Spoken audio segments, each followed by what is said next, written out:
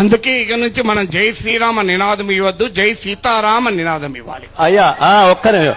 శ్రీ అనే శబ్దము సీతే అండి. శ్రీ అనేటటువంటి శబ్దానికి అర్థం సీతే.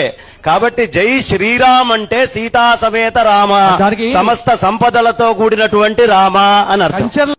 ప్రతి దాంట్లో ఏలు పెడితే ఇట్లే ఉంటుంది నాగేశ్వరరావు గారు. నిన్ను పిలిచారు అతిథిగా, పోవాలి. అక్కడ పంతులు గారికి ముఖ్యంగా మనం ప్రాధాన్యత ఇవ్వాలి. ప్రతి దాంట్లో రాజకీయంలో నువ్వే, వ్యవసాయంలో నువ్వే, జియో పాలిటిక్స్లో నువ్వే, ఇరాన్ అమెరికాలో యుద్ధం జరిగినా నీదే, తెలంగాణ ఏపీలో గొడవలు జరిగినా నువ్వే, దేశంలో మోడీ గారి విషయంలో నువ్వే, ఇక్కడ సీతారాముల విషయంలో కూడా నువ్వేనా? ఆ పంతులు గారు చెప్పింది వింటే ఏమవుతుంది రోజుసేపు, యాడికి పోయినా నువ్వు వింతే, నీ గుణం మారదు, నువ్వు ఇలా అనిపించుకోకుండా ఉండవు. ఇట్లుంటది ప్రతి దాంట్లో. ఏంటంటే పానకంలో పుడక అంటారు. మొత్తానికి ఏదేమైనా ప్రతి దాంట్లో ఏలు పెట్టడం మానుకోండి నాగేశ్వరరావు గారు.